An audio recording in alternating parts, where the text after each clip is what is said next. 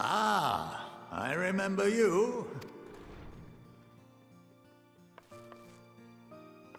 I pray we have not caught you at an inopportune moment.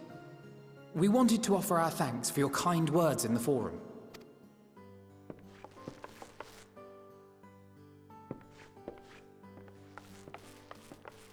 Well, I could hardly let that inquisition go unchallenged.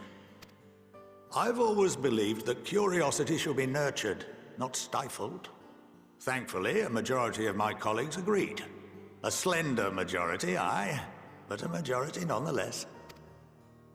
Had the vote not gone our way, we would be having a very different conversation, if any at all. Though I'd like to think you would have not given up on our cause. I'm told you paid a visit to the Annex afterwards. Yes, that's right. I was hoping to speak with the grandchildren of my dearly departed friends Galuf and Louisoix in a less dour setting. But it seems I just missed you.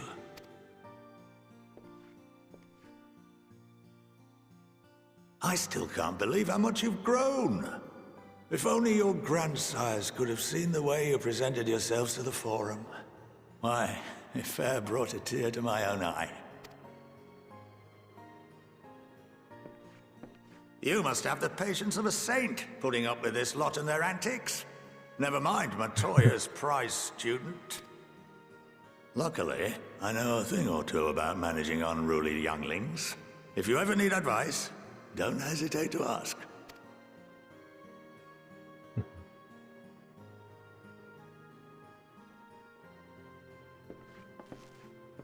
If I may, there is a rather more pressing matter we wish to discuss. What can you tell us of this duty that the Forum must fulfill? Nothing, I'm afraid. Like all humble servants of the Forum, I am sworn to secrecy. Or rather, I couldn't tell you if I tried. Our duty is of the gravest importance. Furthermore, if the particulars were made public, it would incite widespread panic. As such, those entrusted with this duty have been bound by an enchantment, which prevents us from speaking of such matters without the express permission of the Forum. How is that even possible? It's been some time since I last gave a lecture. Please, take a seat.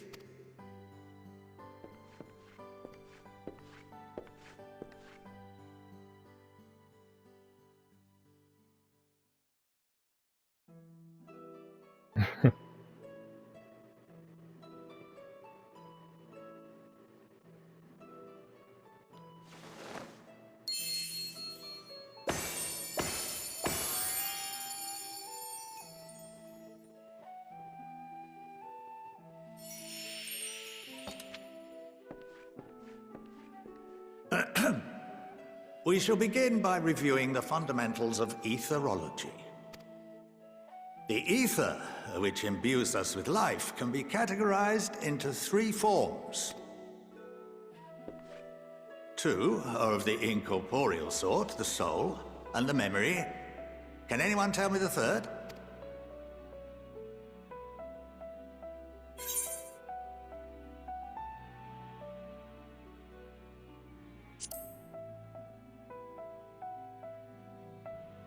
Yes, very good.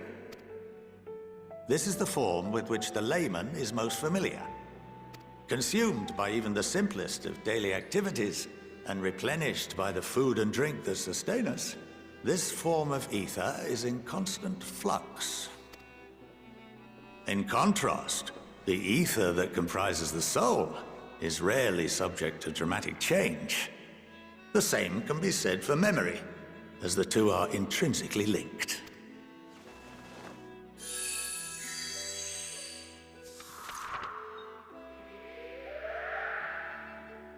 Picture the soul as paper, and memories as words written upon it. Now, what would happen if that paper was doused with ink? The same type of ether as comprises the memories.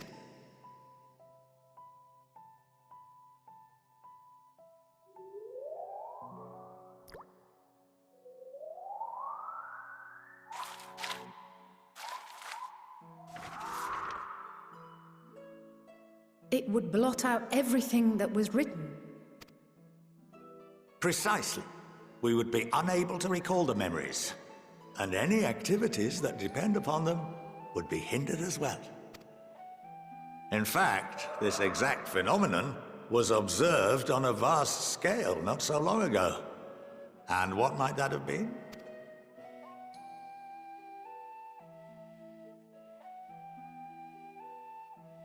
The seventh Umbral Calamity. The people of Eorzea vividly recall Bahamut breaking free of the Lesser Moon and raining hellfire down upon the realm. But no one could seem to remember the events that followed immediately afterwards. Indeed. To this day, we have yet to determine whether it was an unintended consequence or a deliberate act. The enchantment which binds me and the rest of the Forum is based on a similar principle. And yes, it is a contravention of the Sharlayan prohibition against the practice of memory manipulation. Only when a new member is inducted and told of our great duty are they subjected to the process, a necessary evil. You have my word that it would never be used to manipulate the populace. I should hope not. But can this enchantment be dispelled and your memories restored? If 9/10 of our members give their approval, then the process may be reversed. Then, and only then, would we be able to speak freely to others of our sacred duty. Barring that, we must wait until we return to the ethereal sea.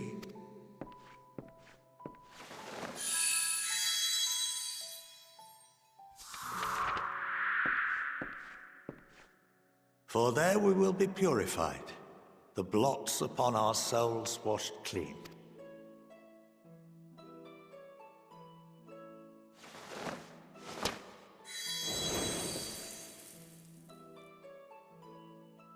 And our memories drift apart and dissolve, rather defeating the purpose, I suppose.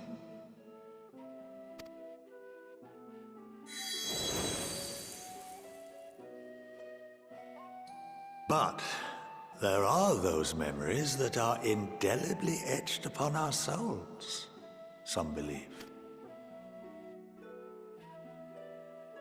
What happens after that? We are reduced to pure ether, coalesce with that of others, and create souls anew. Alternative schools of thought assert souls remain whole and return to the corporeal world, reborn into another form. Both theories have their proponents. Personally, I consider each equally probable.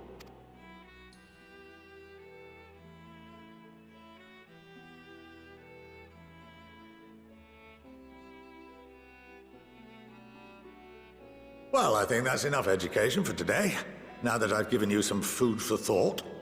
Or rather, an entire banquet.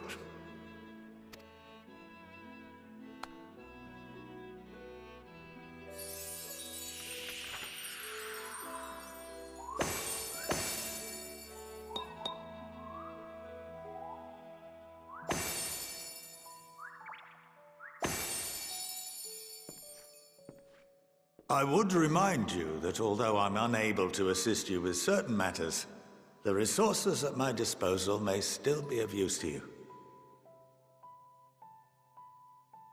I'll arrange for you all to be given the run of Phenomenon.